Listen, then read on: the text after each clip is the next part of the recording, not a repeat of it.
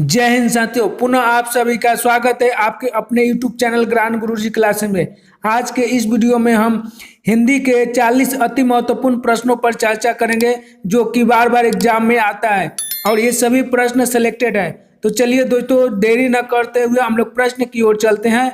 और स्क्रीन पर पहला प्रश्न है, जिसका पहला पद संख्यावाचक हो उसे कहते हैं। आपको बताना है कि जिसका पहला पद संख्यावाचक होता है उसको हम लोग क्या कहते हैं।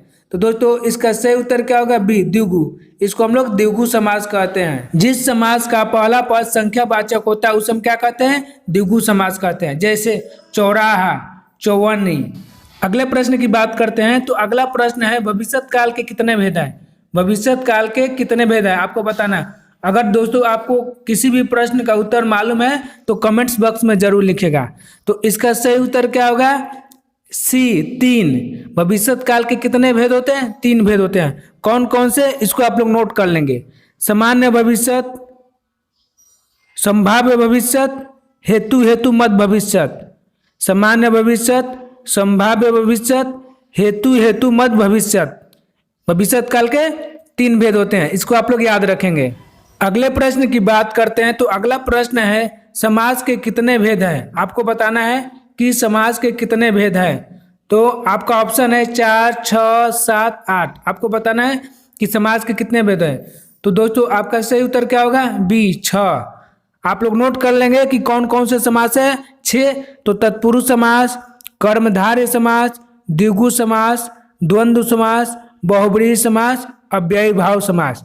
समास के कितने भेद होते हैं? 6। बात करते अगले प्रश्न की। और अगला प्रश्न है, स्वर संधि के कितने भेद हैं? आपको बताना है कि स्वर संधि के कितने भेद होते हैं। तो आपका सही उत्तर क्या होगा दोस्तों? ए, 5।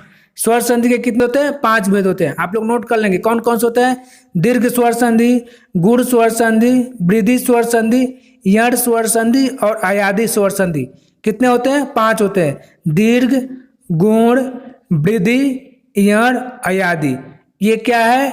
स्वर संधि के 5 भेद हैं। इसको आप लोग याद रखेंगे। बात करते अगले प्रश्न की। अगला प्रश्न है, ग्रीस कौन संधि है? आपको बताना है कि ग्रीस कौन सी संधि है। तो आपका सही उत्तर क्या होगा? ए, दीर्घ संधि।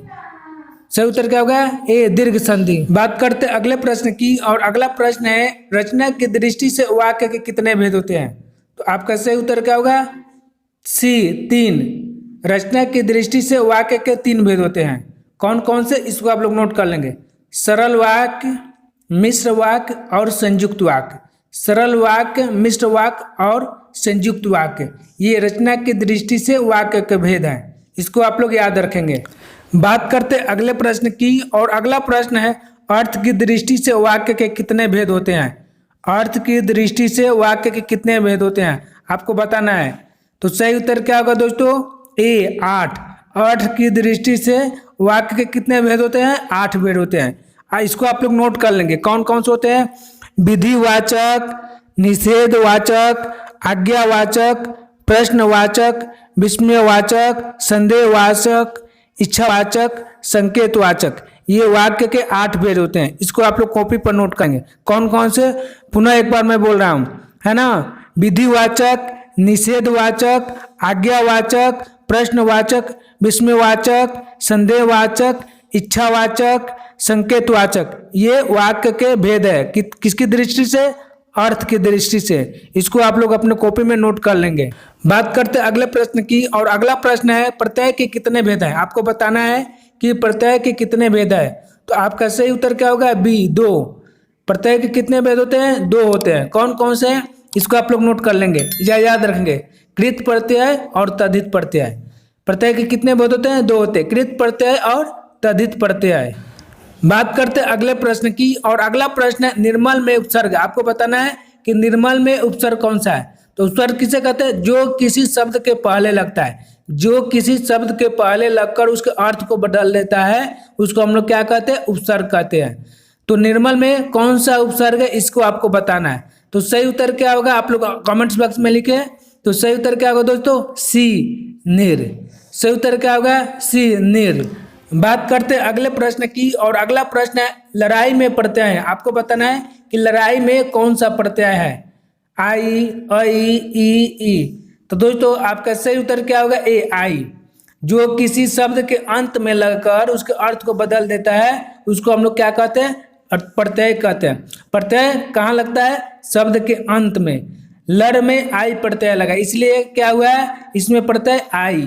बात करते हैं अगले प्रश्न की। किसी पद या शब्द के अंत में जुड़कर पद या शब्द का मूल अर्थ बदल देते हैं उसे कहते हैं। यानी कि जो किसी शब्द के अंत में लगकर उसके अर्थ को बदल देता है उसको हम लोग क्या कहते हैं? तो आप लोग कमेंट्स बॉक्स में लिखिए। तो उसको हम लोग क्या कहते हैं दोस्तों? प्रत्यय कहते हैं। क्या कहते हैं? प्रत्यय कहते हैं। इसलिए आपका ऑप्शन ए नंबर सही है। बात करते हैं अगले प्रश्न की, और अगला प्रश्न है हिंदी में वचन के कितने भेद होते हैं? आपको बताना है कि हिंदी में वचन के कितने भेद होते हैं। तो आपका सही उत्तर क्या होगा? सी, 2। हिंदी में 2 वचन होते हैं। कौन कौन से? इसको आप लोग लिख लेंगे।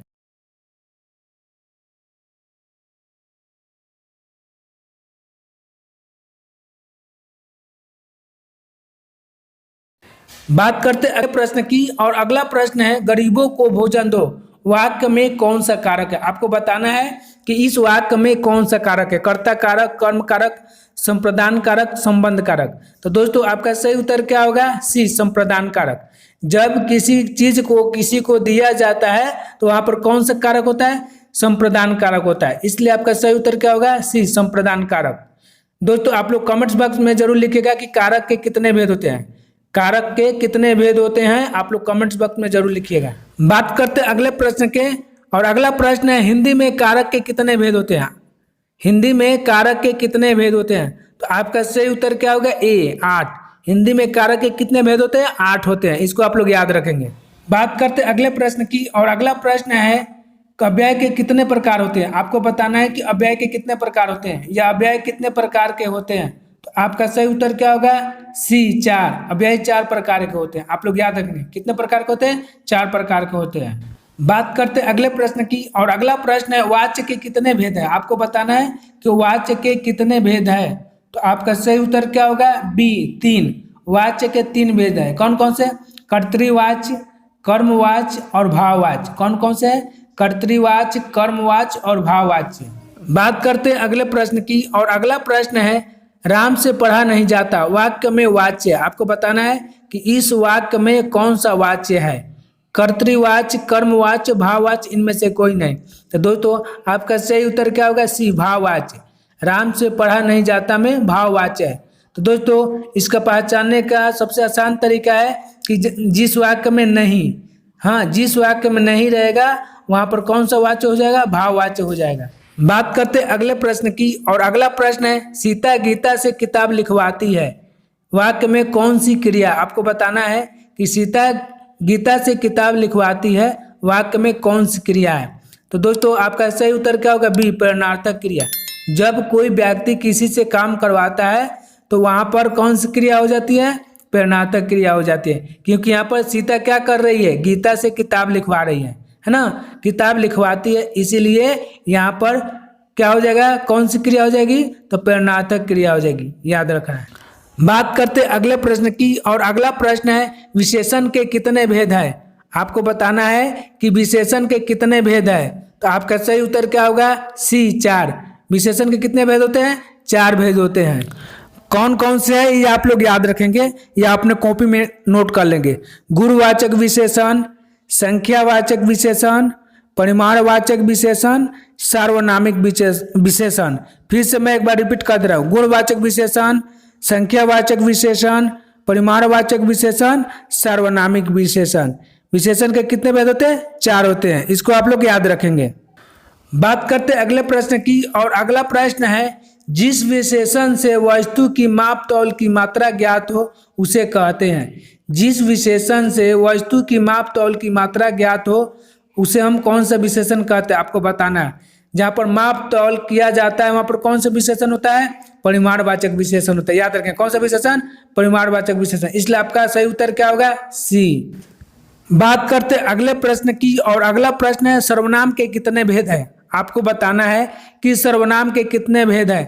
दोस्तों अगर आपको इस प्रश्न का उत्तर मालूम है तो कमेंट्स बॉक्स में जरूर लिखिएगा, और वीडियो को अधिक से अधिक लाइक कीजिएगा, अपने दोस्तों के साथ शेयर कीजिएगा।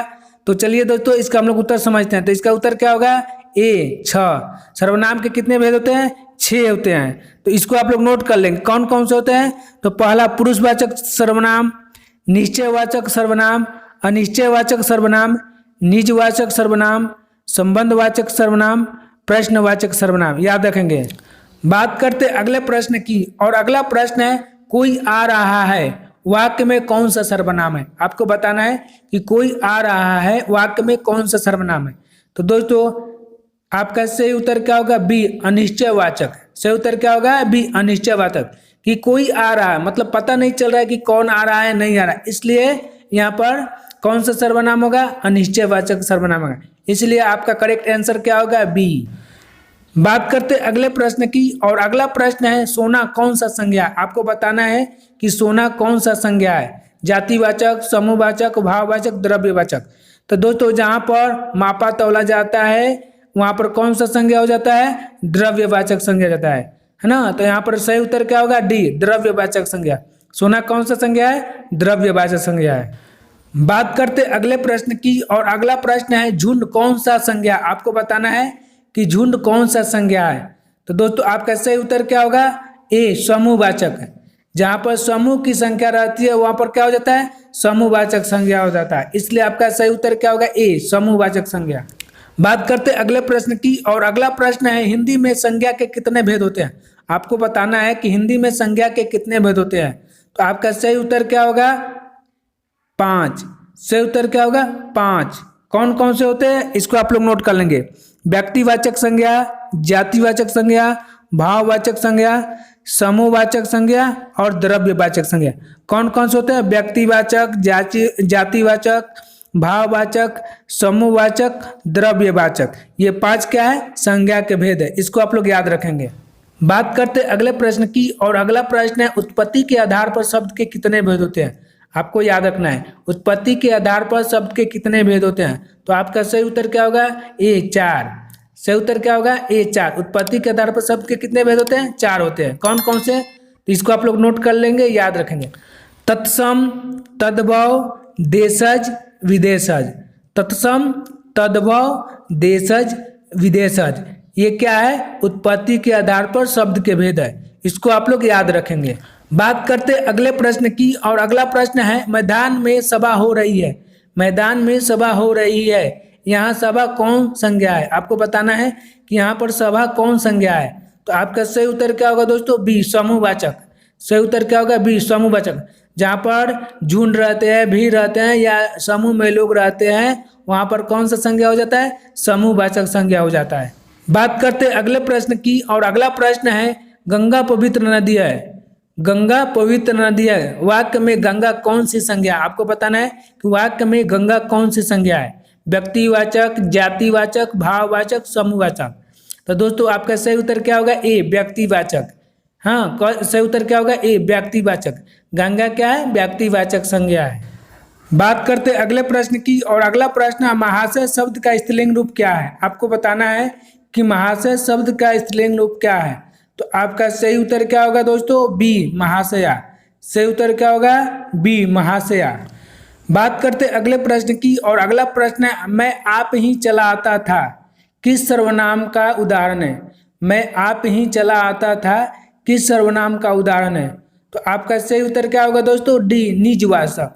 क्योंकि आप शब्द जो है निज के लिए प्रयोग हुआ है, यानी कि अपने लिए प्रयोग हुआ है, इसलिए यहाँ पर कौन सा सर्वनाम होगा? निजवाचक सर्वनाम होगा। इसलिए आपका सही उत्तर क्या होगा? डी। बात करते हैं अगले प्रश्न की, और अगला प्रश्न है 4 गज मलमल कौन सा विशेषण है। आपको बताना है कि 4 गज मलमल कौन विशेषण है। तो आपका सही उत्तर क्या होगा? बी, परिमाणबोधक। सही उत्तर क्या होगा? बी, परिमाणबोधक। बात करते अगले प्रश्न की, और अगला प्रश्न है छत से उतरी हुई लता किस कारक का उदाहरण। आपको बताना है कि छत से उतरी हुई लता में कौन सा कारक है। तो दोस्तों आपका सही उत्तर क्या होगा? ए, अपादान कारक। जहां पर बिलगाव या अलगाव होता है वहां पर कौन सा कारक होता है? अपादान कारक होता है। इसलिए आपका सही उत्तर क्या होगा? ए, अपादान कारक। बात करते अगले प्रश्न की, और अगला प्रश्न है जिस शब्द का रूप कभी नहीं बदलता उसे क्या कहते हैं। जिस शब्द का रूप कभी नहीं बदलता है उसे कहते हैं। तो आपका सही उत्तर क्या होगा? डी, अव्यय। जिस शब्द का रूप कभी नहीं बदलता है उसे क्या कहते हैं, अव्यय कहते हैं। इसलिए आपका सही उत्तर क्या होगा, डी। बात करते हैं अगले प्रश्न की, और अगला प्रश्न है चौराहा शब्द कौन सा समास है। चौराहा शब्द कौन सा समास है, तो आपका सही उत्तर क्या होगा, सी, द्विगु समास। जिस समास का पहला पद संख्यावाचक होता है वहां पर कौन सा समास होता है दोस्तों, द्विगु समास होता है। इसलिए चौराहा कौन सा समास है, द्विगु समास है। इसलिए आपका सही उत्तर क्या होगा, सी। बात करते अगले प्रश्न की, और अगला प्रश्न है मुखचंद्र शब्द कौन समास है। आपको बताना है कि मुखचंद्र में कौन सा समास है, कर्णधारय, द्विगु, तत्पुरुष, द्वंद्व। तो दोस्तों आपका सही उत्तर क्या होगा, ए, कर्णधारय समास। जिस समास का पहला पद विशेषण विशेष से होता है या उपमा उपमेय होता है तो वहां पर कौन सा समास होता है, कर्णधारय समास होता है। इसलिए आपका आंसर ए करेक्ट है। बात करते अगले प्रश्न की, और अगला प्रश्न है उसने कहा कि मैं निर्दोष हूँ। किस वाक्य का उदाहरण, आपको बताना है कि उसने कहा कि मैं निर्दोष हूँ कौन सा वाक्य है। सरल वाक्य, मिश्र वाक्य, संयुक्त वाक्य, इनमें से कोई नहीं। तो दोस्तों आपका सही उत्तर क्या होगा, ए, मिश्र वाक्य। उसने कहा कि मैं निर्दोष हूँ कौन सा वाक्य है, मिश्र वाक्य। इसलिए आपका सही उत्तर क्या होगा, ए। बात करते अगले प्रश्न की, और अगला प्रश्न है लोकप्रिय व्यक्ति का सम्मान सभी करते हैं। किस वाक्य का उदाहरण है, लोकप्रिय व्यक्ति का सम्मान सभी करते हैं, किस वाक्य का उदाहरण है। तो आपका सही उत्तर क्या होगा, सी, सरल वाक्य। किस वाक्य का उदाहरण है, सरल वाक्य का उदाहरण। इसलिए आपका सही उत्तर क्या होगा, सी। बात करते अगले प्रश्न की, और अगला प्रश्न है जो पर के अधीन है के लिए एक शब्द है। आपको बताना है कि जो पर के अधीन है के लिए एक शब्द क्या होगा। तो दोस्तों आपका सही उत्तर क्या होगा, बी, पराधीन। जो दूसरों के अधीन होता है उसको क्या कहते हैं, पराधीन कहते हैं। इसलिए आपका सही उत्तर क्या होगा, बी। बात करते हैं अगले प्रश्न की, और अगला प्रश्न है श्री गणेश करना मुहावरे का सही अर्थ क्या है। आपको बताना है कि श्री गणेश करना मुहावरे का सही अर्थ क्या है। तो आपका सही उत्तर क्या होगा दोस्तों, डी, कार्य आरंभ करना। श्री गणेश करना मुहावरा का अर्थ क्या है, कार्य आरंभ करना या किसी काम को शुरू करना। बात करते अगले प्रश्न की, और अगला प्रश्न अयोध्या के राजा दशरथ के 4 पुत्र थे, किस पदबंध का उदाहरण। अयोध्या के राजा दशरथ के 4 पुत्र थे, किस पदबंध का उदाहरण है। तो आपका सही उत्तर क्या होगा दोस्तों, ए, विशेषण पदबंध। सही उत्तर क्या होगा, ए, विशेषण पदबंध। दोस्तों आपको यह वीडियो कैसी लगी कमेंट्स बॉक्स में जरूर लिखिएगा। अगर वीडियो अच्छी लगी तो अधिक से अधिक अपने दोस्तों भाई बहनों को शेयर कीजिएगा, तथा चैनल को जरूर सब्सक्राइब कर दीजिएगा और बेल आइकन को प्रेस कर दीजिएगा, ताकि हमारे नए नए वीडियो का नोटिफिकेशन आपके पास सबसे पहले पहुंचे। तब तक के लिए जय हिंद, जय भारत।